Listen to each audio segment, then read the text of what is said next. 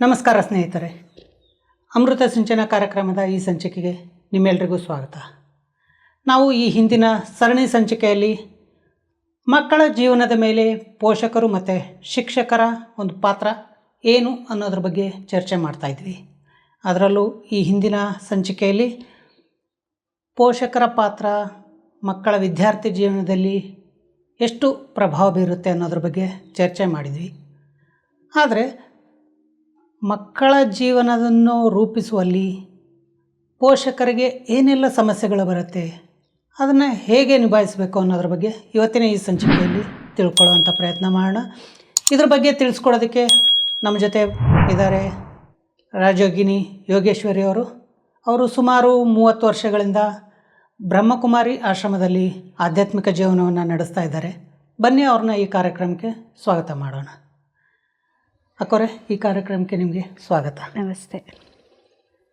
ಅಕ್ಕೋರೆ, ನೀವು ಹಿಂದಿನ ಸಂಚಿಕೆಯಲ್ಲಿ ಒಂದು ಮಕ್ಕಳ ವಿದ್ಯಾರ್ಥಿ ಜೀವನದಲ್ಲಿ ಪೋಷಕರ ಪಾತ್ರ ಏನು ಅನ್ನೋದ್ರ ಬಗ್ಗೆ ತುಂಬ ಚೆನ್ನಾಗಿ ತಿಳಿಸ್ಕೊಟ್ಟಿದ್ರಿ. ಆದರೆ ಈ ಮಕ್ಕಳ ಜೀವನವನ್ನು ರೂಪಿಸುವಲ್ಲಿ ಪೋಷಕರಿಗೆ ಏನೆಲ್ಲ ಸಮಸ್ಯೆಗಳು ಬರುತ್ತೆ, ಅವನ್ನ ಹೇಗೆ ನಿಭಾಯಿಸಬೇಕು ಅನ್ನೋದ್ರ ಬಗ್ಗೆ ನಮ್ಮ ವೀಕ್ಷಕರಿಗೆ ತಿಳಿಸ್ಕೊಡಿ. ಮಕ್ಕಳ ಜೀವನವನ್ನು ನಿರ್ಮಾಣ ಮಾಡಬೇಕು ಅಂದಾಗ ಸಮಸ್ಯೆಗಳು ಬಂದೇ ಬರುತ್ತೆ. ಅದಕ್ಕೆ ಸೊಲ್ಯೂಷನ್ನು ಕೂಡ ನಾವು ತಿಳ್ಕೊಂಡಿರ್ಬೇಕಾಗತ್ತೆ. ಮೊದಲು ಮಗು ಚಿಕ್ಕದಾಗಿದ್ದಾಗ ತಾಯಿಯಾಗಿದ್ದಂಥವರು ಅವ್ರ ಭಾವನೆಗಳನ್ನು ಫಸ್ಟು ಅರ್ಥ ಮಾಡ್ಕೊಳ್ಬೇಕಾಗತ್ತೆ ಅಲ್ವಾ. ಆ ಮಗುವಿನ ಭಾವನೆನ ತಿಳ್ಕೊಂಡು ತಾಯಿ ಅವ್ರಿಗೆ ಸ್ಪಂದಿಸ್ಬೇಕಾಗತ್ತೆ, ಹೌದಲ್ವಾ? ಹೌದು. ಆಗ್ಲಿಂದನೇ ಸ್ಟಾರ್ಟ್ ಆಗುತ್ತೆ ಜವಾಬ್ದಾರಿ. ಆ ಮಗುವಿನ ಭಾವನೆ ಚಿಕ್ಕಂದಿಂದನೇ ಶುರು ಆಗಿಬಿಡತ್ತೆ. ಆ ಸಮಸ್ಯೆ ಏನಿರುತ್ತೆ ಮಗುವಿನಿಂದ ಅದಕ್ಕೆ ಸೊಲ್ಯೂಷನ್ನು ತಾಯಿನೇ ನೋಡ್ಕೋಬೇಕಾಗತ್ತೆ ಅಲ್ವಾ. ಭಾವನೆಗಳನ್ನು ಅರ್ಥ ಮಾಡಿಕೊಂಡು ಸಮಯಕ್ಕನುಸಾರವಾಗಿ ಅದಕ್ಕೆ ನಿದ್ರೆ ಮಾಡಿಸೋದಿರ್ಬೋದು ಅಲ್ವಾ. ಪ್ರತಿಯೊಂದು ವಿಚಾರದಲ್ಲಿ ಫುಡ್ಡನ್ನು ಫೀಡ್ ಮಾಡೋದು, ವಾಟ್ ಎವರ್ ಮೇ ಬಿ, ಎಲ್ಲ ಪ್ರಾರಂಭ ಆಗುತ್ತೆ. ಆಮೇಲೆ ಮಗು ಏನಾಗುತ್ತೆ, ಬೆಳೀತಾ ಅದು ನಡಿಗೆಯನ್ನು ಶುರು ಮಾಡುತ್ತೆ. ಅದು ಕಲಿಸ್ತಾರೆ, ಮಾತಾಡೋದನ್ನು ಕಲಿಸ್ತಾರೆ ಅಲ್ವಾ. ಅದ್ರ ಜೊತೆಗೆ ನಡವಳಿಕೆನೂ ಕಲಿಸ್ಕೊಡ್ಬೇಕು. ಅಂದರೆ ನಡೆಯೋದ್ರ ಜೊತೆ ಆ ವಯಸ್ಸಲ್ಲೇ ವಯಸ್ಸಿನಲ್ಲೇ ನಡವಳಿಕೆನೂ ಶುರು ಮಾಡಬೇಕು. ಏಕೆಂದರೆ ಚಿಕ್ಕ ಮಕ್ಕಳು ಇದ್ದಾಗ ಯಾವ ಸಂಸ್ಕಾರವನ್ನು ಕಲಿಸ್ತಾರೆ, ಯಾವ ನಡವಳಿಕೆ ಕಲಿಸ್ತಾರೆ, ಅದು ಶಾಶ್ವತವಾಗಿ ಉಳ್ಕೊಳ್ಳುತ್ತೆ. ಫೌಂಡೇಶನ್ ಅದು. ಆದರೆ ಎಲ್ಲರೂ ನಡೆಯೋದು ಮಾತ್ರ ಕಲಿಸ್ತಾರೆ ಆ ವಯಸ್ಸಲ್ಲಿ, ಕಲಿಸೋ ಯೋಚನೆ ಮಾಡಲ್ಲ. ಬಟ್ ಆ ಸಂಸ್ಕಾರ ಹುಟ್ಟಾಕಬೇಕಾಗಿರೋದೇನೆ ಇನ್ ದಟ್ ಫೌಂಡೇಶನ್. ಮಕ್ಕಳ ಜೀವನದಲ್ಲೇ ನಡೆಯೋದನ್ನು ಕಲಿಸ್ಬೇಕಾದ್ರೇ ನಡವಳಿಕೆನೂ ಕಲಿಸ್ಬೇಕು ಅಲ್ವಾ. ಹೇಗೆ ನಡಿಬೇಕಾದ್ರೆ ತಾಯಿ ಅದು ಬೀಳುತ್ತೆ, ಎದ್ದೇಳುತ್ತೆ ಅಲ್ವಾ, ತಪ್ಪೆಜ್ಜೆ ಆಗ್ತಾ ಇರುತ್ತೆ. ತಾಯಿಯಾಗಿದ್ದಂಥವ್ರು ಅದನ್ನು ತಿದ್ದುತ್ತಾ ಇರ್ತಾರೆ ಅಲ್ವಾ, ಧೈರ್ಯ ತುಂಬಿಸ್ತಾ ಇರ್ತಾರೆ. ಅದು ಬಿದ್ದರೂ ಕೂಡ ಇಲ್ಲ ನೀನು ಎದ್ದೇಳ್ತೀಯ, ಬಾ ಬಾ ಅಂತಾರೆ. ಹೋಗ್ಬಿಟ್ಟು ಇಟ್ಕೊಳಕ್ಕೆ ಹೋಗಲ್ಲ, ಕರಿತಾ ಇರ್ತಾರೆ. ಹಾಗೆ ನಡವಳಿಕೆನಲ್ಲೂ ಅಷ್ಟೇ. ಆ ಮಗುಗೆ ಯಾವ್ದು ಸರಿ ಯಾವುದು ತಪ್ಪು ಅಂತ ಚಿಕ್ಕಂದಲ್ಲಿ ಗೊತ್ತಿರಲ್ಲ ಅಲ್ವಾ. ಆ ಸಮಯದಲ್ಲಿ ಈ ತಾಯಿಯಾಗಿದ್ದಂಥವ್ರು ಹೇಳ್ಕೊಡ್ಬೇಕು ಯಾವುದು ತಪ್ಪು ಯಾವುದು ಸರಿ, ಅದನ್ನು ಸರಿಯಾದ ರೀತಿಯಲ್ಲಿ ತಿಳಿಸ್ಕೊಡ್ಬೇಕು. ಮತ್ತು ಕೆಲವರು ಚಿಕ್ಕ ಮಕ್ಕಳಿಗೆ ಹೆದರಿಸ್ಬಿಡ್ತಾರೆ. ಸುಮ್ಮನೆ ಯಾವುದ್ಯಾವುದೋ ವಿಚಾರಗಳನ್ನು, ಊಟ ಮಾಡಿಲ್ಲ ಅಂದ್ರೆ ಬಂದು ಹಿಡ್ಕೊಂಡು ಹೋಗ್ತಾರೆ. ಎಸ್ ಅದು ಒಂಥರ ಆ ವಯಸ್ಸಲ್ಲಿ ಆ ಮಗುವಿನ ಮೇಲೆ ಮನಸ್ಸಲ್ಲಿ ಹಾಗೆ ಎಸ್ ಆಗ ಮಗುಗೆ ಭಯ ಒಂಥರ ಸ್ಟಾರ್ಟ್ ಆಗಿಬಿಡತ್ತೆ, ಭಯದ ಸಂಸ್ಕಾರ. ಅದನ್ನು ಆದಷ್ಟು ಬಿಡಬೇಕು. ಮಕ್ಕಳಿಗೆ ಚಿಕ್ಕಂದಲ್ಲೇ ಭಯದ ಸಂಸ್ಕಾರವನ್ನು ಬೆಳೆಸಬಾರ್ದು ಅಲ್ವಾ. ಕತ್ತಲು ಅಂದರೆ ಒಂಥರ ಭಯ, ಮಕ್ಕಳಿಗೆ ಆ ರೀತಿ ಆ ಥರ ಭಯ ಇಲ್ಲ, ಹೊರಗೆ ಹೋಗ್ಬಾರ್ದು ಅನ್ನೋದ್ರೆ ಹೊರಗೆ ಹೋಗ್ಬೇಡ ಅಂತ ಹೇಳಲ್ಲ, ಹೊರಗೋದ್ರೆ ಹಿಡ್ಕೊಂಡು ಹೋಗ್ಬಿಡ್ತಾರೆ. ಇಲ್ಲ ಊಟ ಮಾಡಲ್ಲ ಅಂದ್ರೆ ನೋಡಲ್ಲ, ಊಟ ಮಾಡಲ್ಲ ಅಂದರೆ ತಗೊಂಡು ಹೋಗ್ತಾರೆ, ನೀನು ಎತ್ಕೊಂಡು ಹೋಗ್ತಾರೆ. ಆ ವಯಸ್ಸಲ್ಲೇ ಆ ಮಗುಗೆ ಒಂದು ಅಭದ್ರತೆ ಶುರು, ಇನ್ಸೆಕ್ಯೂರಿಟಿ ಸ್ಟಾರ್ಟ್ ಆಗ್ಬಿಡ್ತಾ ಇದೆ. ಯಾಕೆಂದ್ರೆ ಮಗುಗೆ ನಾವು ಸೆಕ್ಯೂರ್ ಅಂತ ಅನಿಸ್ಬೇಕು. ಆ ರೀತಿನಲ್ಲಿ ಚಿಕ್ಕಂದಿನಲ್ಲಿ ಅವರಿಗೆ ಬೆಳೆಸ್ಬೇಕಾಗತ್ತೆ ಅಲ್ವಾ, ಚಿಕ್ಕ ಮಕ್ಕಳಾಗಿದ್ದಾಗ. ಇನ್ನು ಮಕ್ಕಳು ಬೆಳೀತಾ ಬೆಳೀತಾ ಮಕ್ಕಳ ಸ್ವಭಾವ ಸಾಮಾನ್ಯವಾಗಿ ಹಠದ ಸಂಸ್ಕಾರ ಇರುತ್ತೆ. ಹೌದು, ಚಿಕ್ಕ ಮಕ್ಕಳಾಗಿದ್ದಾಗ ಅಲ್ವಾ. ಚಿಕ್ಕ ಮಕ್ಕಳು ದೇವ್ರ ಸಮಾನ ಅಂತಾರೆ, ಚಿಕ್ಕ ಮಕ್ಕಳು ಮಹಾತ್ಮರ ಸಮಾನ ಅಂತಾರೆ, ದೇವ್ರ ಥರ ಅಂತಾರೆ. ಯಾಕೆಂದ್ರೆ ಚಿಕ್ಕ ಮಕ್ಕಳಿಗೆ ಕಪಟ ಯಾವುದು, ಸುಳ್ಳು, ಮೋಸ ಏನೂ ಗೊತ್ತಿರಲ್ಲ. ಒಂಥರ ಶುದ್ಧವಾಗಿರೋ ಮನಸ್ಸು, ಒಂಥರ ಪವಿತ್ರತೆ. ಸುಳ್ಳು ಹೇಳೋಕ್ಕಂತೂ ಬರೋದೇ ಇಲ್ಲ, ಸತ್ಯವನ್ನೇ ಸತ್ಯ ಎರಡೂ ಗೊತ್ತಿರಲ್ಲ, ಏನಿರುತ್ತೋ ಅದನ್ನು ಹೇಳ್ತಾ ಇರ್ತವೆ ಅಲ್ವಾ. ಸೊ ಅದೇ ರೀತಿಯ ಮಕ್ಕಳು ಬೆಳೀತಾನೂ ಹಾಗೆ ಇರಬೇಕಲ್ಲ. ಅದಕ್ಕೆ ನಾವು ಒಂದು ಫೌಂಡೇಶನನ್ನು ಹಾಕ್ಕೊಡ್ಬೇಕು. ಸೊ ಹಠದ ಸಂಸ್ಕಾರವನ್ನು ಕೂಡ ಚಿಕ್ಕ ಮಕ್ಕಳಾಗಿದ್ದಾಗಲೇ ಅವ್ರಿಗೆ ತಿಳಿಸ್ಕೊಡ್ಬೇಕು. ಈಗ ಫಾರ್ ಎಕ್ಸಾಂಪಲ್ ಅದೇನೋ ಒಂದು ಚಿಕ್ಕವರಾಗಿದ್ದಾಗ ಏನೋ ಒಂದು ಗೊಂಬೆ ಬೇಕು ಅಂತ ಕೇಳುತ್ತೆ.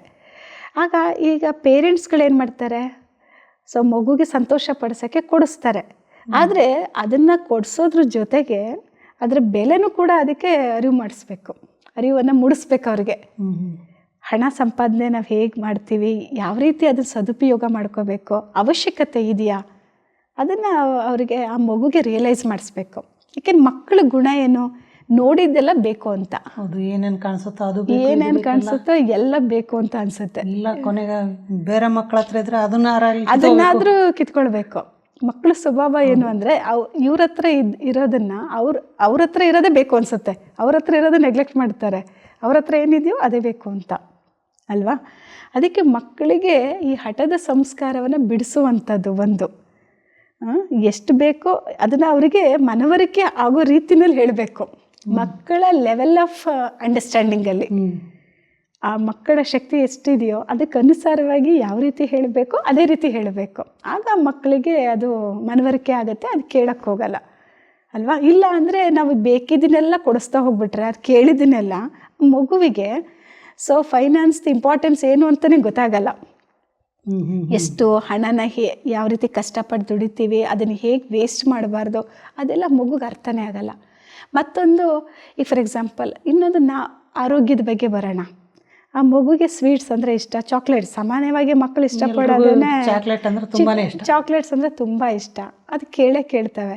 ಸೊ ನನಗೆ ಮಕ್ಕಳು ಕಂಡ್ರೆ ಇಷ್ಟ ಅಂತ ನಾನು ಪದೇ ಅದನ್ನೇ ಕೊಡಿಸ್ತಾ ಆ ಮಗು ಅದು ತೊಗೊಳ್ತಾ ಇದ್ದಾಗ ಆರೋಗ್ಯದ ಮೇಲೆ ಎಫೆಕ್ಟ್ ಆಗುತ್ತೆ. ಹಲ್ಲುಗಳ ಮೇಲೆ ಆಗ್ಬೋದು ಅಥವಾ ಶರೀರದ ಮೇಲೆ ಆಗ್ಬೋದು ಅಲ್ವಾ. ತುಂಬ ಅತಿಯಾಗಿದ್ದು ಅದು ಎಫೆಕ್ಟ್ ತಾನೇ ಆಗೋದು ಮಕ್ಕಳಿಗೆ. ಊಟಕ್ಕಿಂತ ಜಾಸ್ತಿ ಐಸ್ ಕ್ರೀಮ್ಗಳು, ಕುರ್ಕುರಿ, ಇವೆಲ್ಲ ಪಾನಿಪುರಿ, ಗೋಬಿ ಮಂಚೂರಿ ಏನೆಲ್ಲ ಇದೆಯಲ್ಲ. ಏಕೆಂದರೆ ಅದು ನಾಲಿಗೆ ಟೇಸ್ಟ್ ಅಲ್ಲ, ಮಕ್ಕಳುಗಳು ಸಾಮಾನ್ಯ ಅದು ಇಷ್ಟಪಡ್ತವೆ. ಬಟ್ ಅದನ್ನು ಯಾಕೆ ತಿನ್ನಬಾರ್ದು ಅನ್ನೋದನ್ನು ಆ ಮಕ್ಕಳಿಗೆ ರಿಯಲೈಸ್ ಮಾಡಿಸ್ಬೇಕು. ಅವರ ಒಂದು ಮನಸ್ಸನ್ನು ಅರ್ಥ ಮಾಡಿಕೊಂಡು ಅವರ ಲೆವೆಲ್ ಆಫ್ ಅಂಡರ್ಸ್ಟ್ಯಾಂಡಿಂಗ್ ಅವ್ರ ಮನಸ್ಸಿಗೆ ಹೇಗೆ ಅರ್ಥ ಆಗುತ್ತೆ ಆ ರೀತಿಯಲ್ಲೇ ತಿಳುವಳಿಕೆ ಹೇಳಿ ಅದನ್ನು ಬಿಡಿಸ್ಬೇಕು. ಎಷ್ಟು ಅವಶ್ಯಕತೆ ಇದೆಯೋ ಅಷ್ಟು. ಚಾಕ್ಲೇಟ್ಸ್ ಕೊಡಿಸ್ಬಾರ್ದು ಅಂತ ಇಲ್ಲ, ಐಸ್ ಕ್ರೀಮ್ ಕೊಡಿಸ್ಬಾರ್ದು ಅಂತ ಇಲ್ಲ, ಒಂದು ಲಿಮಿಟೇಷನ್ ಕೊಡಿಸೋದ್ರ ಜೊತೆ ಅದರಿಂದ ಏನು ಪ್ರಭಾವ, ಅದ್ರ ಪ್ರಭಾವನ ತಿಳಿಸ್ಬೇಕು. ತುಂಬ ತೊಗೊಂಡ್ರೆ ಬಾಡಿಗೆ ಏನು ಎಫೆಕ್ಟ್ ಆಗುತ್ತೆ ಆರೋಗ್ಯದ ಮೇಲೆ ಅಲ್ವಾ, ಅದನ್ನೆಲ್ಲ ಹೇಳಿದಾಗ ಮಗು ಅರ್ಥ ಮಾಡ್ಕೊಳ್ಳುತ್ತೆ ಆ ಥರ. ಸೊ ಹಾಗಾಗಿ ಆ ಮಗುವಿನ ಹಠದ ಸಂಸ್ಕಾರವನ್ನು ಕೂಡ ಬಿಡಿಸ್ಬೇಕು. ಇನ್ನು ಕೆಲವೊಮ್ಮೆ ಮಕ್ಕಳು ಸಾಮಾನ್ಯವಾಗಿ ಚಿಕ್ಕಂದಲ್ಲಿ ಜಗಳ ಮಾಡ್ಕೋತಾ ಇರ್ತವೆ ಮಕ್ಕಳು. ಆಟದಲ್ಲಿ ಒಂದು ಚಿಕ್ಕ ಪುಟ್ಟ ಸಣ್ಣ ಪುಟ್ಟ ಕ್ಲೇಶಗಳು ಇದ್ದೇ ಇರುತ್ತೆ, ಜಗಳಗಳು. ಆಗ ಆ ಮಗು ಬಂದು ಇನ್ನೊಂದು ಮಗು ಮೇಲೆ ಕಂಪ್ಲೇಂಟ್ ಮಾಡುತ್ತೆ, ಅವನು ಈ ಥರ ಮಾಡ್ದ, ನಂಗೆ ಹಾಗೆ ಮಾಡ್ದ ಅಂತ. ತಕ್ಷಣ ತಂದೆ ತಾಯಿಗಳು ನನ್ನ ಮಗುನೇ ಸರಿ ಅಂತ ಹೇಳಿಬಿಟ್ಟು ಒಂದು ಈಗೋನಲ್ಲಿ ಬರಬಾರ್ದು. ನನ್ನ ಮಗು ಮಾಡಿದ್ದೇ ಸರಿ ಅಂತ ಇನ್ನೊಂದು ಮಗುಗೆ ಬೈಯೋದು ಅಥವಾ ಅದ್ರ ಪೇರೆಂಟ್ಸಿಗೆ ಬೈಯೋದು ಅದೆಲ್ಲ ಮಾಡಬಾರ್ದು. ಇಲ್ಲ ಅವ್ರ ಜೊತೆ ಜಗಳ ಮಾಡೋದು, ಆ ಪೇರೆಂಟ್ಸ್ ಜೊತೆಗೆ ಹೋಗ್ಬಿಟ್ಟು ಇವ್ರು ಜಗಳ ಮಾಡಿಕೊಂಡು ಸಂಬಂಧಗಳನ್ನೇ ಕಟ್ ಮಾಡ್ಕೊಳ್ಳೋದು, ಆ ಥರ ಇರಬಾರ್ದು. ಹೋಗಿ ಸರಿಯಾದ ರೀತಿಯಲ್ಲಿ ತಿಳ್ಕೊಬೇಕು, ಆ ಮಗು ಏನು ಮಾಡ್ತು, ಈ ಮಗು ಏನು ಮಾಡ್ತು. ಅಕಸ್ಮಾತ್ ಈ ಮಗುದೇ ತಪ್ಪಾಗಿದ್ದರೆ ಈ ಮಗುಗೆ ತಿಳಿಸಿ ಹೇಳಬೇಕು, ವಹಿಸ್ಕೋಬಾರ್ದು, ನನ್ನ ಮಗು ಅಂತ ವಹಿಸ್ಕೋಬಾರ್ದು. ಅಲ್ಲಿ ರಿಯಾಲಿಟಿ ಏನಿದೆ ಅಂತ ನೋಡಿ ಮಗುವಿಗೆ ತಿಳುವಳಿಕೆ ಹೇಳಬೇಕು. ಆ ಮಗು ಇನ್ನೊಂದ್ಸಲ ತಪ್ಪು ಮಾಡದೇ ಇದ್ದ ಹಾಗೆ. ಅದರ್ವೈಸ್ ಏನಾಗುತ್ತೆ, ಆ ತಪ್ಪು ಮಾಡ್ತಾನೆ ಹೋಗುತ್ತೆ, ಆ ಮಗು ಅದೇ ಮಿಸ್ಟೇಕ್ ಮಾಡ್ತಾ ಹೋಗುತ್ತೆ, ಕೊನೆಗೆ ಅದೇ ದೊಡ್ಡದಾಗುತ್ತೆ, ದೊಡ್ಡ ತಪ್ಪುಗಳು ಆಗ್ತಾ ಹೋಗುತ್ತೆ. ಆವಾಗ ಅದಕ್ಕೆ ಇವರೇನೆ ರೆಸ್ಪಾನ್ಸಿಬಲ್ ಆಗ್ತಾರೆ, ಪೇರೆಂಟ್ಸೇ ರೆಸ್ಪಾನ್ಸಿಬಲ್ ಆಗ್ತಾರೆ. ಅದಕ್ಕೆ ಮಿಸ್ಟೇಕನ್ನು ಅವರು ತಿದ್ದಬೇಕು. ಮತ್ತು ಆ ಮಗುವಿನಲ್ಲಿ ಏನು ಸ್ಪೆಷಾಲಿಟಿ ಇರುತ್ತೆ ಅದನ್ನು ಬೆಳೆಸ್ಬೇಕು ಅಷ್ಟೇ. ಹಠಮಾರಿತನ ಇರ್ಬೋದು, ಮತ್ತು ಆ ಮಗು ಸುಳ್ಳು ಹೇಳೋದನ್ನಿರ್ಬೋದು. ಸುಳ್ಳು ಹೇಳೋದು ಎಷ್ಟು ತಪ್ಪು ಅನ್ನೋದನ್ನು ರಿಯಲೈಸ್ ಮಾಡಬೇಕು. ಅದಕ್ಕೆ ಸ್ಟೋರಿಗಳ ಮೂಲಕನೋ ಆ ರೀತಿಯಲ್ಲಿ ಅವರಿಗೆ ತಿಳಿಸಿ ಹೇಳಬೇಕು. ಆ ಮಗುಗೆ ಸುಳ್ಳು ಹೇಳಿದರೆ ಏನಾಗುತ್ತೆ, ಯಾವ ಥರ ನಷ್ಟ ಆಗುತ್ತೆ ಅದನ್ನೆಲ್ಲ ಹೇಳಬೇಕು. ಚಿಕ್ಕ ಮಕ್ಕಳಿಗೆ ಅಲ್ವಾ, ಈ ರೀತಿನಲ್ಲಿ. ಇದಕ್ಕೊಂದು ಜೋಕ್ ನೆನಪಾಯ್ತು ನನಗೆ. ಹಾಂ ಹಾಂ ಸ್ಕೂಲಲ್ಲಿ ಟೀಚರು ಹಾಂ ಮಕ್ಕಳಿಗೆಲ್ಲ ಸತ್ಯ ಹರಿಶ್ಚಂದ್ರನ ಕತೆ ಪೂರ್ತಿ ಹೇಳಿದ್ರಂತೆ. ಓಕೆ ಹೇಳಿ ಮುಗಿದ್ಮೇಲೆ ಲಾಸ್ಟಿಗೆ ಮಕ್ಕಳನ್ನ ಕೇಳಿದ್ರಂತೆ, ಹಾಂ ಈ ಕಥೆಯಿಂದ ನೀವೇನು ಕಲ್ತ್ರಿ ಅಂತ. ರೈಟ್. ಅದಕ್ಕೆ ಒಂದು ಮಗು ಹೇಳ್ತಂತೆ, ಹಾಂ ಜೀವನದಲ್ಲಿ ಸತ್ಯ ಹೇಳಿದ್ರೆ ಅದು ತುಂಬ ಕಷ್ಟಪಡ್ಬೇಕಾಗತ್ತೆ, ಅದಕ್ಕೆ ಸುಳ್ಳು ಹೇಳೋದು ಕಲಿಯೋದು. ನೋಡಿ, ಬರೀ ಕಥೆ ಹೇಳೋದು ಮಾತ್ರ ಮುಖ್ಯ ಅಲ್ಲ, ಅದರಿಂದ ಮಾರಲ್ ಏನಿದೆ ಅದನ್ನು ತಿಳಿಸಿ, ಅದು ಇಂಪಾರ್ಟೆಂಟ್. ಕರೆಕ್ಟ್. ಸ್ಟೋರಿ ಹೇಳಿದಾಗ ಮಕ್ಕಳು ಅವ್ರ ತಮ್ಮ ಯೋಚನೆ ತಕ್ಕಂಗೆ ತಮ್ಮ ಯೋಚನೆ, ಸತ್ಯ ಹೇಳ್ತಾ ಇದ್ರೆ ಓ ನಮಗೆ ಕಷ್ಟನೇ ಪಡ್ಬೇಕಾಗತ್ತೆ, ಅದಕ್ಕೆ ಸತ್ಯ ಹೇಳಬಾರ್ದು, ಸುಳ್ಳು ಹೇಳಬೇಕು ಅಂತ ಅನಿಸ್ಬಿಡುತ್ತೆ. ಕತೆ ಹೇಳಿದ್ರದ್ದು ಮಾರಲ್ ವ್ಯಾಲ್ಯೂ ಏನಿದೆ ಅದನ್ನು ತಿಳಿಸ್ಬೇಕು. ಸತ್ಯತೆ ಇದ್ದಾಗ ನಮ್ಗೆ ಎಷ್ಟೇ ಕಷ್ಟಗಳು ಬಂದರೂ ಗೆಲುವಾಗೋದು ಸತ್ಯತೆಗೆ ಅನ್ನುವಂಥದ್ದನ್ನು ಅದ್ರಲ್ಲಿ ಕನ್ಫರ್ಮ್ ಮಾಡಬೇಕು. ಸುಳ್ಳು ಹೇಳಿದ್ರೆ ಯಾವತ್ತೂ ಕೂಡ ಗೆಲುವು ಆಗಲ್ಲ. ಸುಳ್ಳು ಹೇಳಿದವ್ರಿಗೆ ಶಾಶ್ವತವಾಗಿ ಖುಷಿನೂ ಇರಲ್ಲ, ಶಾಂತಿನೂ ಇರೋದಿಲ್ಲ. ಅವರು ಒಂದಲ್ಲ ಒಂದಿನ ಕೆಳಗಡೆ ಬಿದ್ದೇ ಬೀಳ್ತಾರೆ ಅಂತ ಆ ಮಗುಗೆ ಕನ್ವಿನ್ಸ್ ಮಾಡಬೇಕು. ಸತ್ಯಮೇವ ಜಯತೆ ಅನ್ನೋದನ್ನು ಕನ್ಫರ್ಮ್ ಮಾಡಬೇಕು ಆ ಮಗುವಿಗೆ. ಮತ್ತೆ ಒಂದು ಹೇಳ್ತಾರೆ ನೋಡಿ, ಸತ್ಯದ ದೋಣಿ ಅಲುಗಾಡುತ್ತಂತೆ, ಬಟ್ ಅದು ಯಾವತ್ತೂ ಕೂಡ ಮುಳುಗಲ್ಲ. ಅವ್ರ ಜೀವನನೇ ಫುಲ್ ಮುಳುಗಲ್ಲ. ಸ್ವಲ್ಪ ಸಮಯ ಆಗುತ್ತೆ, ಸ್ವಲ್ಪ ಸಮಯ ತಗೊಳುತ್ತೆ, ಆದರೆ ಅದು ಯಾವತ್ತೂ ಕೂಡ ಸೋಲಾಗಲ್ಲ. ಸ್ವಲ್ಪ ಸಮಯಕ್ಕೆ ಏರ್ಪೇರ್ ಆಗುತ್ತೆ, ಆದರೆ ಗೆಲುವು ಅನ್ನುವಂಥದ್ದು ಸತ್ಯದ್ದೇ ಹೊರತು ಸುಳ್ಳಿಂದಲ್ಲ. ಏಕೆಂದರೆ ಈಗಿನ ಜಗತ್ತಲ್ಲಿ ಸುಳ್ಳು ಹೇಳಿದವರೇ ಬದುಕೋದು, ಸತ್ಯ ಹೇಳಿದವರು ಸರಿಯಾಗಿ ಜೀವನದಲ್ಲಿ ಖುಷಿ ಅನುಭವಿಸೋಕ್ಕಾಗಲ್ಲ ಅಂತ ಹೇಳ್ತಾರೆ. ಆದರೆ ಅದು ತಪ್ಪು ಕಲ್ಪನೆ. ಸತ್ಯವಂತರಿಗೇ ರಿಯಲ್ ಹ್ಯಾಪಿನೆಸ್ ಸಿಗೋದಕ್ಕೆ ಸಾಧ್ಯ, ರಿಯಲ್ ಪೀಸ್ಫುಲ್ನೆಸ್ ಸಿಗೋದಕ್ಕೆ ಸಾಧ್ಯ. ಹಾಗಿದ್ರೆ ನೀವು ಚಿಕ್ಕ ಮಕ್ಕಳ ಬಗ್ಗೆ ಹೇಳಿದ್ರಿ ಸರ್. ಮಕ್ಕಳು ವಯಸ್ಸಿಗೆ ಬಂದಿರ್ತಾರೆ, ವಯಸ್ಸಿನ ಮಕ್ಕಳ ಜೊತೆ ಹೇಗಿರಬೇಕು ಆಗಿದ್ರೆ ಅವರನ್ನು ಯಾವ ರೀತಿ ತಿದ್ದಬೇಕು? ಇದು ಕೂಡ ತುಂಬ ಮುಖ್ಯವಾಗಿರುವಂಥದ್ದು. ಏಕೆಂದರೆ ಮಕ್ಕಳು ಬೆಳೀತಾ ಅವ್ರು ಚಿಕ್ಕ ಮಕ್ಕಳಿಗೆ ಹೇಳ್ದಂಗೆ ಹೇಳೋಕ್ಕಾಗಲ್ಲ. ನೀನು ಹೀಗೆ ಮಾಡು ಹಾಗೆ ಮಾಡು ಅಂತ ಹೇಳೋಕ್ಕಾಗಲ್ಲ, ಸ್ಟೋರೀಸ್ ಮೂಲಕನೂ ಹೇಳೋಕ್ಕಾಗಲ್ಲ. ಆಗ ನಾವು ಒಂದು ಫ್ರೆಂಡ್ಸ್ ಥರ ಟ್ರೀಟ್ ಮಾಡಬೇಕಾಗತ್ತೆ. ಸ್ನೇಹಿತರ ಜೊತೆ ನಾವು ಹೇಗಿರ್ತೀವಿ, ಫ್ರೆಂಡ್ಸ್ ಥರ ಅವ್ರನ್ನ ಟ್ರೀಟ್ ಮಾಡಬೇಕು. ಫ್ರೆಂಡ್ಸ್ಗಳ ಜೊತೆ ನಾವು ಹೇಗಿರ್ತೀವಲ್ಲ, ಅವ್ರ ಮನಸ್ಸಿನ ವಿಚಾರಗಳನ್ನೆಲ್ಲ ಕೇಳಬೇಕು. ಮತ್ತು ಅದಕ್ಕೇನು ಕರೆಕ್ಟಾದಂಥ ಸೊಲ್ಯೂಷನನ್ನು ಕೂಡ ಅವರಿಗೆ ಕೊಡಬೇಕು. ಅಕಸ್ಮಾತ್ ಅವ್ರ ತಪ್ಪುಗಳನ್ನು ಮಾಡ್ತಿದ್ರು ಕೂಡ ತಿದ್ದಿ ಹೇಳಬೇಕು. ಒಂದು ದೊಡ್ಡವರ ಆದ್ಮೇಲೆ ತಿದ್ದೋದಕ್ಕಿಂತ ಚಿಕ್ಕ ವಯಸ್ಸಿಂದನೇ ಅದನ್ನು ಸರಿಯಾಗಿ ಬೆಳೆಸಿದ್ರೆ ದೊಡ್ಡವರಾದ್ಮೇಲೆ ತಪ್ಪು ಮಾಡುವಂಥ ಚಾನ್ಸಸ್ ಕಡಿಮೆ ಇರುತ್ತೆ. ಖಂಡಿತ. ಯಾಕೆ ಚಿಕ್ಕಂದಿಂದಲೇ ಅವ್ರು ಒಳ್ಳೇದೇ ಮಾಡ್ತಿರ್ತಾರಲ್ಲ, ಕಲ್ತಿರ್ತಾರೆ, ಅದೇ ಸಂಸ್ಕಾರ ಬರುತ್ತೆ. ಸಂಸ್ಕಾರ ಯಾವುದಾಗಿರುತ್ತೆ ಅದನ್ನು ಯಾರೂ ಚೇಂಜ್ ಮಾಡೋಕ್ಕಾಗಲ್ಲ. ಒಳ್ಳೆ ಸಂಸ್ಕಾರ ಇರೋ ಕಾರಣ ಅವರು ಸರಿಯಾಗಿ ನಡ್ಕೋತಾರೆ. ಖಂಡಿತ. ಹಾಗಿದ್ರೆ ಕೆಲವೊಮ್ಮೆ ಮಕ್ಕಳು ಪೇರೆಂಟ್ಸ್ ಜೊತೆ ಜಗಳ ಮಾಡ್ತಾರೆ, ಇಲ್ಲ ಪೇರೆಂಟ್ಸ್ ಮೇಲೆ ದಬ್ಬಾಳಿಕೆ ಮಾಡ್ತಿರ್ತಾರೆ. ಅಂಥ ಸಮಯದಲ್ಲಿ ಪೇರೆಂಟ್ಸು ಮಕ್ಕಳ ಜೊತೆ ಹೇಗೆ ಬಿಹೇವ್ ಮಾಡಬೇಕು? ಓಕೆ, ಸಮ್ಟೈಮ್ಸ್ ಇದು ಕೂಡ ಆಗುತ್ತೆ.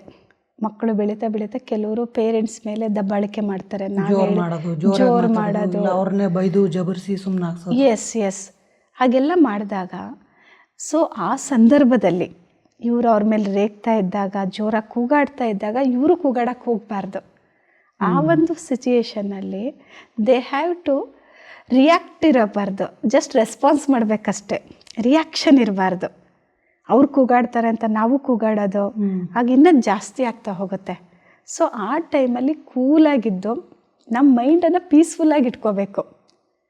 ಮೈಂಡನ್ನು ಪೀಸ್ಫುಲ್ಲಾಗಿ ಇಟ್ಕೊಂಡು ರೆಸ್ಪಾಂಡ್ ಮಾಡಬೇಕಷ್ಟೇ. ಆಮೇಲೆ ಅವರು ಕೋಪ ಎಲ್ಲ ಜೋರಾಗಿ ಕೂಗಾಡಿ ಸ್ವಲ್ಪ ಪೀಸ್ಫುಲ್ ಆಗ್ತಾರಲ್ಲ, ಆಗ ಅವ್ರಿಗೆ ಹೇಳಬೇಕು, ನೀನು ಈ ಥರ ಮಾಡಿದ್ದು ತಪ್ಪು ಹೀಗೆ ಅಂತ ಹೇಳಬೇಕು, ತಿಳಿಸ್ಬೇಕು. ಅದಕ್ಕಿಂತ ತಪ್ಪು ಅನ್ನೋದಕ್ಕಿಂತ ಸ್ವಲ್ಪ ಕೂಲ್ ಆದ್ಮೇಲೆ ಅವ್ರಿಗೆ ಕೇಳಬೇಕು, ನೀನು ಈ ರೀತಿ ಮಾಡೋದಲ್ಲ ಸರಿನಾ? ಕೇಳ್ಬೋದು. ಸರಿನಾ ಅಂತ ಕೇಳಿದಾಗ ಅವ್ರಿಗೆ ರಿಯಲೈಸ್ ಆಗುತ್ತೆ, ನಾನು ಮಾಡಿದ ತಪ್ಪು ಅಂತ ಅನ್ಸುತ್ತೆ. ನೀನು ತಪ್ಪು ಮಾಡಿದಂತ ಹೇಳೋ ಅವಶ್ಯಕತೆನೇ ಇಲ್ಲ. ಎಸ್, ಅವ್ರನ್ನ ಸುಮ್ಮನೆ ಕ್ವಶನ್ ಮಾಡಿದ್ರು ಸಾಕು. ಕ್ವಶನ್ ಮಾಡಿದ್ರೆ ಅವ್ರಿಗೆ ಸರಿ, ನೀನು ಈ ರೀತಿ ನನ್ನ ಮೇಲೆ ಕೂಗಾಡ್ದೆ, ಎಸ್ ಅದು ಸರಿನಾ? ಇಲ್ಲ ಅದನ್ನೇ ನಿಧಾನವಾಗಿ ಹೇಳ್ಬೋದಿತ್ತಲ್ಲ ಅಂತ ಆ ರೀತಿ ಅವರಿಗೆ ಕೂಲ್ ಆದ್ಮೇಲೆ ಹೇಳಬೇಕು. ಆ ಟೈಮಲ್ಲಿ ಹೇಳಿದ್ರೆ ಇವರು ಇನ್ನು ಕೂಗಾಡಿದ್ರೆ ಅದು ಇಡೀ ವಾತಾವರಣನೇ ಹಾಳಾಗುತ್ತೆ. ಇನ್ನೊಂದು, ಅವರು ಕೂಗಾಡ್ದಾಗ ಇವರು ಕೂಗಾಡಿದ್ರೆ ಶಾಂತವಾದ್ಮೇಲೆ ಅವ್ರಿಗೆ ತಿಳಿಸಿ ಹೇಳೋದಕ್ಕೂ ಇವ್ರಿಗೆ ಚಾನ್ಸ್ ಇರಲ್ಲ. ಇವರು ಕೂಗಾಡಿರ್ತಾರಲ್ಲ, ಯಾಕೆಂದ್ರೆ 1, 2, 2, 3 ಅದು ಹೆಚ್ಚುತ್ತಾನೆ ಹೋಗುತ್ತೆ. ಅಟ್ಮಾಸ್ಫಿಯರೇ ಕೆಟ್ಟೋಗುತ್ತೆ, ಮತ್ತು ಏನು ಬೇಕಾದರೂ ಆಗ್ಬೋದು. ಕೋಪಕ್ಕೆ ನಾವು ಕೊಟ್ಬಿಟ್ರೆ ಆ ಕ್ಷಣದಲ್ಲಿ ಏನು ಬೇಕಾದರೂ ಆಗೋಗುತ್ತೆ. ಯಾರಾದರೂ ಒಬ್ಬರು ಸೈಲೆನ್ಸಲ್ಲಿ ಇರಲೇಬೇಕಾಗತ್ತೆ ಆ ಟೈಮಲ್ಲಿ ಅಲ್ವಾ. ಮೌನ ಕಲಹ ಅಥವಾ ಜಗಳನೆಲ್ಲ ಇದು ಮಾಡುತ್ತೆ, ಶಾಂತ ಮಾಡುತ್ತೆ. ಅದಕ್ಕೆ ಹೇಳೋದು ಮಾತು ಬೆಳ್ಳಿ, ಮೌನ ಬಂಗಾರ ಅಂತ. ಅದಕ್ಕೆ ಸೈಲೆಂಟಾಗಿದ್ದು ನಂತರ ತಿಳಿಸೋದು ಒಳ್ಳೆಯದು. ನೀವು ಈ ಸರಣಿ ಸಂಚಿಕೆಯಲ್ಲಿ ಇಷ್ಟು ದಿನ ಮಕ್ಕಳ ಒಂದು ಜೀವನದಲ್ಲಿ ಪೋಷಕರ ಪಾತ್ರ ಏನು ಅಂತ ಹೇಳಿದ್ರಿ, ಸರಿ.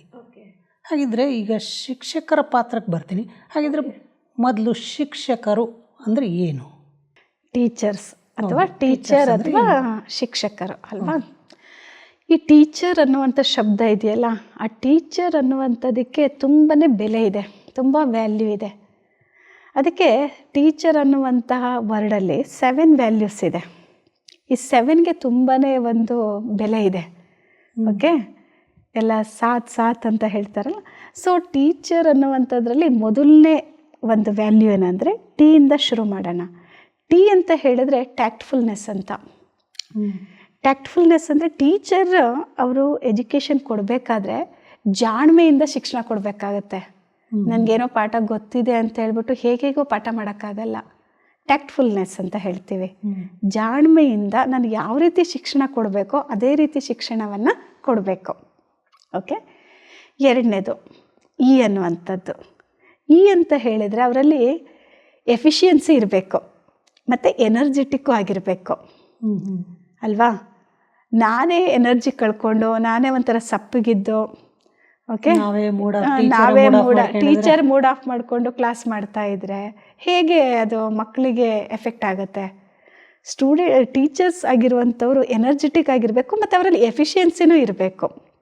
ಆ ಒಂದು ಸ್ಟ್ರಾಂಗ್ ಆಗಿರಬೇಕು.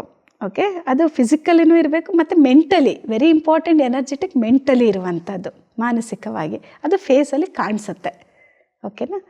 ನಂತರ ಎ ಅಂದರೆ ಅಲರ್ಟ್ ಆಗಿರಬೇಕು ಮತ್ತು ಆ್ಯಕ್ಟಿವ್ ಆಗಿರಬೇಕು. ನಾವೇ ನಿದ್ದೆ ಮಾಡಿಕೊಂಡು ಅಥವಾ ಆ ಕಡೆ ಈ ಕಡೆ ನೋಡಿಕೊಂಡು ಕ್ಲಾಸ್ ಮಾಡ್ತಾ ಇದ್ದರೆ ಸ್ಟೂಡೆಂಟ್ಸ್ಗೆ ಏನು ಎಫೆಕ್ಟ್ ಆಗುತ್ತೆ ಅಲ್ವಾ. ಅದಕ್ಕೆ ಆ್ಯಕ್ಟಿವ್ ಜೊತೆಗೆ ಅಲರ್ಟ್ ಆಗಿರಬೇಕು. ಅಲರ್ಟ್ ಆಗಿದ್ದು ಇರುವಂಥ ಸ್ಟೂಡೆಂಟ್ಸ್ನ ಗಮನಿಸ್ತಾ ಹೋಗಬೇಕು. ಒಂದು 60 ಜನ ಸ್ಟೂಡೆಂಟ್ಸ್ ಇದ್ದಾರೆ ಅಂದರೆ ನಾನು ಒಬ್ಬ ಸ್ಟೂಡೆಂಟನ್ನು ನೋಡ್ಕೊಂಡು ಕ್ಲಾಸ್ ಮಾಡೋದಲ್ಲ, 60 ಜನ ಸ್ಟೂಡೆಂಟ್ಸ್ನು ಕೂಡ ನೋಡಿಕೊಂಡು ನಾನು ಅಬ್ಸರ್ವ್ ಮಾಡ್ತಾ ಕ್ಲಾಸ್ ಮಾಡಬೇಕಾಗತ್ತೆ. ಏಕೆಂದರೆ 60 ಮಕ್ಕಳ ದೃಷ್ಟಿ ಒಬ್ಬರು ಟೀಚರ್ ಮೇಲೆ ಇರುತ್ತೆ. ಅಂದಮೇಲೆ ನಾನು ಯಾವ ರೀತಿ ಇರಬೇಕು ಅಲ್ವಾ. ಲಾಸ್ಟ್ ಬೆಂಚ್ವರೆಗೂ ನನ್ನ ಗಮನ ಇರಬೇಕು. ಅವ್ರಿಗೆ ಹೇಗೆ ಕೇಳ್ತಾ ಇದ್ದಾರೆ, ಯಾವ ರೀತಿ ಕೇಳ್ತಾ ಇದ್ದಾರೆ, ಆ್ಯಕ್ಟಿವ್ ಆಗಿದ್ದಾರಾ ಅಂತ ನಾವು ಗಮನಿಸ್ತಾ ಇರಬೇಕು, ಅಲರ್ಟಾಗಿ ಆ್ಯಕ್ಟಿವ್ ಆಗಿ. ಓಕೆನಾ. ನಂತರ ಸಿ ಅಂದರೆ ಒಂದು ಕ್ಯಾರೆಕ್ಟರ್, ಇನ್ನೊಂದು ಚಿಯರ್ಫುಲ್ನೆಸ್. ಏಕೆಂದರೆ ನಮಗೆ ಗೊತ್ತಿದೆ ಕ್ಯಾರೆಕ್ಟರ್ ಬಗ್ಗೆ ಹೇಳ್ತೀವಲ್ಲ ಅಲ್ವಾ. If wealth is last nothing is last, if health is last something is last ಅಲ್ವಾ. ಆಮೇಲೆ if character is last everything is last ಅಂತ. ಅದು ಟೀಚರ್ಸ್ಗೆ ತುಂಬ ಅನ್ವಯಿಸುತ್ತೆ ಅಲ್ವಾ.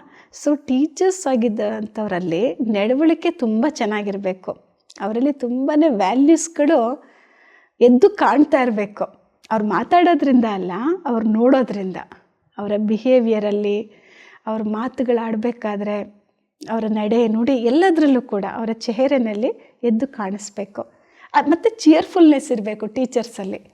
ಹಸನ್ಮುಖತೆ ಅಂತ ಏನು ಹೇಳ್ತೀವಿ, ಮುಖ ಒಂಥರ ಗಂಟು ಮುಖ ಮಾಡಿಕೊಂಡು ಕ್ಲಾಸ್ ಮಾಡ್ತಾಯಿದ್ರೆ ಯಾರಿಗೂ ಇಷ್ಟ ಆಗಲ್ಲ. ಒಂಥರ ಸ್ಮೈಲಿಂಗ್ ಫೇಸಲ್ಲಿ ಒಂಥರ ಮಕ್ಕಳ ಮನಸ್ಸನ್ನು ಗೆಲ್ಲೋ ರೀತಿಯಲ್ಲಿ ಕ್ಲಾಸ್ ಮಾಡಬೇಕು. ಆಗ ಅವ್ರಿಗೆ ಖುಷಿ ಆಗುತ್ತೆ, ಮಕ್ಳಿಗೂ ಕೇಳಬೇಕು ಅಂತ ಅನಿಸುತ್ತೆ ಸ್ಟೂಡೆಂಟ್ಸ್ಗೆ. ಓಕೆ. ನಂತರ ಯಾವುದು ಹೆಚ್ ಅಂದರೆ ಹೋಲಿಸ್ಟಿಕ್ ಹೆಲ್ತ್ ಅಂತ ಹೇಳ್ತೀವಿ. ಹೋಲಿಸ್ಟಿಕ್ ಅಂತ ಅಂದರೆ ಸಂಪೂರ್ಣ ಆರೋಗ್ಯ ಇರಬೇಕು. ಫಿಸಿಕಲಿನೂ ಹೆಲ್ತಿಯಾಗಿರಬೇಕು, ಶರೀರದ ಆರೋಗ್ಯನೂ ಚೆನ್ನಾಗಿರಬೇಕು, ಮೆಂಟಲ್ ಹೆಲ್ತು ಇರಬೇಕು, ಅಂದರೆ ಮನಸ್ಸು ಕೂಡ ಆರೋಗ್ಯವಾಗಿರಬೇಕು. ನಂತರ ಸೋಷಿಯಲ್ ಹೆಲ್ತ್ ಅಂದರೆ ಸಂಬಂಧಗಳು ಚೆನ್ನಾಗಿರಬೇಕು ಅಲ್ವಾ. ಸಂಬಂಧಗಳಲ್ಲಿ ಮನೆಯಲ್ಲಿ ಕ್ಲಾಶಸ್ ಮಾಡ್ಕೊಂಡು ಬಂದು ಇಲ್ಲಿ ಕ್ಲಾಸ್ ಮಾಡಬೇಕು ಅಂದರೆ ಹೇಗೆ ಚೆನ್ನಾಗಿ ಮಾಡೋಕ್ಕಾಗತ್ತೆ, ಅದೇ ಬರ್ತಾ ಇರುತ್ತೆ ಅಲ್ವಾ. ಮನಸ್ಸು ಅಶಾಂತವಾಗಿದ್ದರೂ ಕ್ಲಾಸ್ ಚೆನ್ನಾಗಿ ಮಾಡೋಕ್ಕಾಗಲ್ಲ, ಅಥವಾ ಶರೀರಕ್ಕೆ ಏನಾದರೂ ತೊಂದರೆ ಆಗಿದ್ರೂ ಕೂಡ ಕ್ಲಾಸ್ ಚೆನ್ನಾಗಿ ಮಾಡೋಕ್ಕಾಗಲ್ಲ. ಆ ನೋವು ಮುಖದಲ್ಲಿ ಕಾಣಿಸ್ತಾ ಇರುತ್ತೆ. ಹೌದು ಅಲ್ವಾ? ಫಿಸಿಕಲ್ ಹೆಲ್ತ್ ಚೆನ್ನಾಗಿಲ್ಲ ಅಂದರೂ ಮಾಡೋಕ್ಕಾಗಲ್ಲ. ಸೊ ಸಂಪೂರ್ಣ ಆರೋಗ್ಯದ ಬಗ್ಗೆನೂ ಕೂಡ ನಾವು ಗಮನ ಕೊಡಬೇಕಾಗತ್ತೆ, ಹೋಲಿಸ್ಟಿಕ್ ಹೆಲ್ತ್. ನಂತರ ಮತ್ತೆ ಒಂದು ಇ ಬರುತ್ತೆ. ಏನಿರ್ಬೋದು ಮತ್ತೊಂದು ಇ?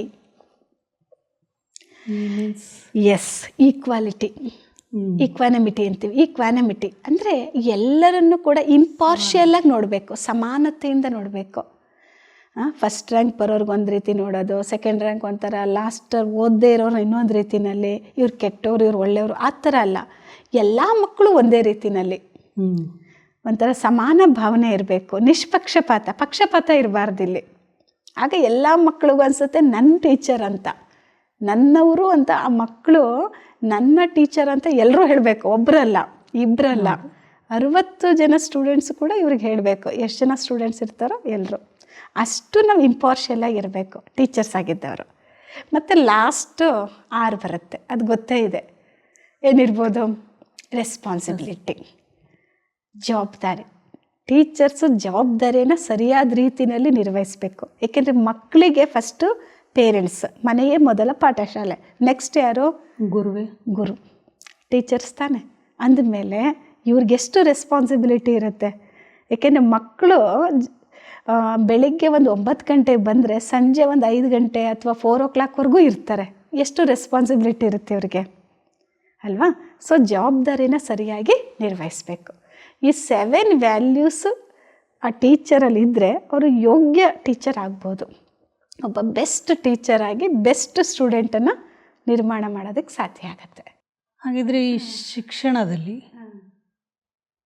ಶಿಕ್ಷಕರಿಗೆ ಏನೆಲ್ಲ ಮೌಲ್ಯಗಳು ಇರಬೇಕು? ಶಿಕ್ಷಣದಲ್ಲಿ ಯಾವೆಲ್ಲ ಮೌಲ್ಯಗಳಿದ್ದಾವೆ ಶಿಕ್ಷಣದಲ್ಲಿ? ಓಕೆ, ನೋಡಿ, ಈ ಎಜುಕೇಷನ್ ಅನ್ನುವಂಥ ವರ್ಡ್ ಇದೆಯಲ್ಲ, ಅದರಲ್ಲೂ ಕೂಡ 9 ವ್ಯಾಲ್ಯೂಸ್ ಇದೆ. ಎಜುಕೇಷನ್ ಅನ್ನುವಂಥ ಶಬ್ದ ಏನಿದೆ ಅದರಲ್ಲೂ ಕೂಡ 9 ವ್ಯಾಲ್ಯೂಸ್ ಇದೆ. ಆ 9 ವ್ಯಾಲ್ಯೂಸ್ನ ಅವರು ಟೀಚರ್ 7 ವ್ಯಾಲ್ಯೂಸ್ ಜೊತೆಗೆ ಈ 9 ವ್ಯಾಲ್ಯೂಸ್ನ ಅವ್ರು ಅಡಾಪ್ಟ್ ಮಾಡ್ಕೋಬೇಕು. ಆಗ ಮೌಲ್ಯಗಳನ್ನು ಅವರು ಮಕ್ಕಳಿಗೆ ಕಲಿಸೋದಕ್ಕೆ ಸಾಧ್ಯ ಆಗತ್ತೆ. ಟೀಚರ್ಸ್ ಅಂದರೆ ಏನಂತ ಗೊತ್ತಾಯ್ತು. ಈಗ ಈ ಎಜುಕೇಷನ್ ಇವುಗಳು ಶಿಕ್ಷಕರಲ್ಲಿದ್ದರೆ ಅವಾಗ ಒಬ್ಬರು ಮೌಲ್ಯಯುತ ಶಿಕ್ಷಕ. ಎಸ್, ಖಂಡಿತ, ಎಸ್. ಏಕೆಂದರೆ ಅವರಲ್ಲೂ ಮೌಲ್ಯಗಳಿದೆ. ಮತ್ತು ಶಿಕ್ಷಣವನ್ನು ಕೂಡ ಮೌಲ್ಯದಿಂದನೇ ಕೊಡ್ತಾ ಇದ್ದಾರೆ, ಅಲ್ವಾ? ವಿತೌಟ್ ವ್ಯಾಲ್ಯೂಸ್ನ ವ್ಯಾಲ್ಯೂ ಎಜುಕೇಷನ್ ಕೊಡೋಕ್ಕೆ ಸಾಧ್ಯನೇ ಆಗಲ್ಲ.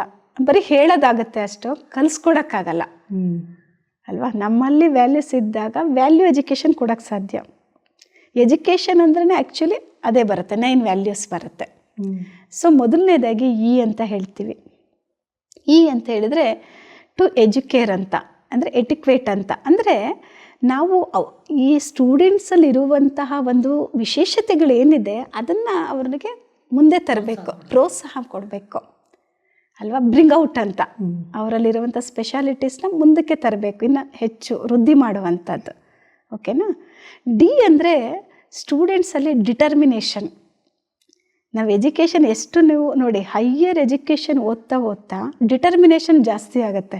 ಅಂದರೆ ದೃಢತೆ, ಲೈಫಲ್ಲಿ ದೃಢತೆ ಇರಬೇಕಲ್ಲ, ನಾನು ಇದನ್ನು ಮಾಡಲೇಬೇಕು, ಹೀಗಿರಲೇಬೇಕು, ದೃಢ ಸಂಕಲ್ಪ, ದೃಢತೆ ಅನ್ನುವಂಥದ್ದು ಬರುತ್ತೆ, ಡಿಟರ್ಮಿನೇಷನ್ ಅಂತೀವಿ.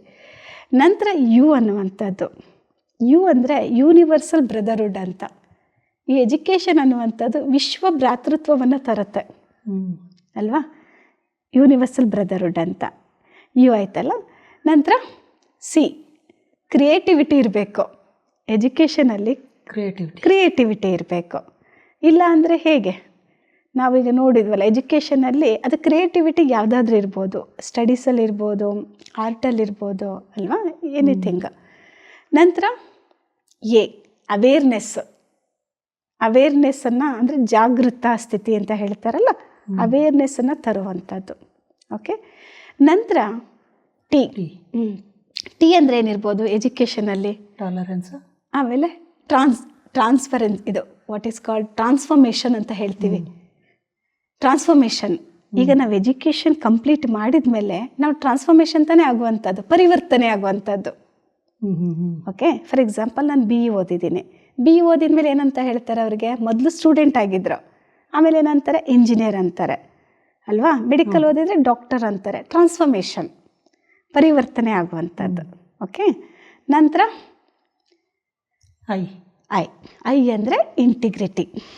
ಇಂಟಿಗ್ರಿಟಿ ತುಂಬಾ ಬೇಕಾಗಿರುವಂಥದ್ದು. ನಿಷ್ಠತೆ ಅದೊಂದು ಇರಲೇಬೇಕು, ಅದಿಲ್ಲ ಅಂದರೂ ಕೂಡ ಆಗೋದಿಲ್ಲ.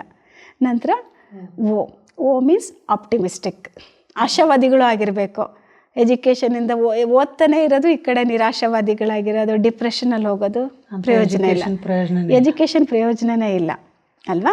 ಸೊ ಆಪ್ಟಿಮಿಸ್ಟಿಕ್ ಆಗಿರಬೇಕು. ನಾನು ಖಂಡಿತ ಹೀಗೆ ಓದ್ತೀನಿ, ನಾನು ಈ ಥರ ಆಗ್ತೀನಿ ಅಂತ ಕಾನ್ಫಿಡೆನ್ಸ್ ಇರಬೇಕು. ನಂತರ ಎನ್ ಅಂದರೆ ತಮಗೆ ಗೊತ್ತೇ ಇದೆ, ನೊಬಿಲಿಟಿ. ಉದಾರತೆ ತಾನಾಗೆ ಬಂದ್ಬಿಡುತ್ತೆ, ಅದೇನು ಹೇಳೋ ಅವಶ್ಯಕತೆ ಇಲ್ಲ. ಇದೆಲ್ಲ ಇದ್ದಾಗ ಕೊನೆ ಗುಣ ಬಂದೇ ಬರುತ್ತೆ. ಸೊ ಈ 9 ವ್ಯಾಲ್ಯೂಸ್ನ ಈ ಟೀಚರ್ ಆಗಿದ್ದಂಥವ್ರು ಈ 7 ವ್ಯಾಲ್ಯೂಸ್ ಏನಿರುತ್ತೆ ಇದನ್ನು ಕಲಿಸುವಂಥದ್ದು, ಮೌಲ್ಯಗಳನ್ನು. ಅಕ್ಕವ್ರೆ, ನೀವು ಟೀಚರ್ ಅಂದ್ರೇನು, ಎಜುಕೇಷನ್ ಅಂದ್ರೇನು ಅಂತ ಇಷ್ಟು ವಿಸ್ತಾರವಾಗಿ ತಿಳಿಸ್ಕೊಟ್ರಿ. ಈ ವಿಷಯದ ಬಗ್ಗೆ ಇನ್ನು ನಿಮ್ಮ ಹತ್ರ ಹೆಚ್ಚಿನ ವಿಷಯಗಳನ್ನು ತಿಳ್ಕೊಬೇಕು, ಅವನ್ನೆಲ್ಲ ನಾನು ಮುಂದಿನ ಸಂಚಿಕೆಯಲ್ಲಿ ತಿಳ್ಕೊಳ್ಳುವಂಥ ಪ್ರಯತ್ನ ಮಾಡ್ತೇನೆ. ನಿಮ್ಮ ಅಮೂಲ್ಯ ಸಮಯವನ್ನು ಕೊಟ್ಟು ಈ ಕಾರ್ಯಕ್ರಮಕ್ಕೆ ಬಂದಿದ್ದಕ್ಕೆ ನಿಮಗೆ ಧನ್ಯವಾದಗಳು. Thank you. ನೋಡಿದ್ರಲ್ಲ ವೀಕ್ಷಕರೇ, ಟೀಚರ್ ಅಂದ್ರೇನು, ಎಜುಕೇಷನ್ ಅಂದ್ರೇನು, ಎಜುಕೇಷನ್ನಲ್ಲಿ ಏನೆಲ್ಲ ಮೌಲ್ಯಗಳಿವೆ, ಟೀಚರ್ಸಲ್ಲಿ ಏನೆಲ್ಲ ಮೌಲ್ಯಗಳಿರಬೇಕು, ಹೀಗೆ ಈ ವಿಷಯದ ಬಗ್ಗೆ ಮುಂದಿನ ಸಂಚಿಕೆಯಲ್ಲಿ ಇನ್ನೂ ಹೆಚ್ಚಿನ ವಿಷಯಗಳನ್ನು ತಿಳ್ಕೊಳ್ಳುವಂಥ ಪ್ರಯತ್ನ ಮಾಡೋಣ. ಹೀಗೆ ನಮ್ಮ ಕಾರ್ಯಕ್ರಮವನ್ನು ವೀಕ್ಷಿಸ್ತಾ ಇರಿ. ಮತ್ತು ಮುಂದಿನ ಸಂಚಿಕೆಯಲ್ಲಿ ಭೇಟಿಯಾಗೋಣ. ಅಲ್ಲಿವರೆಗೂ ತಮ್ಮೆಲ್ಲರಿಗೂ ಧನ್ಯವಾದಗಳು.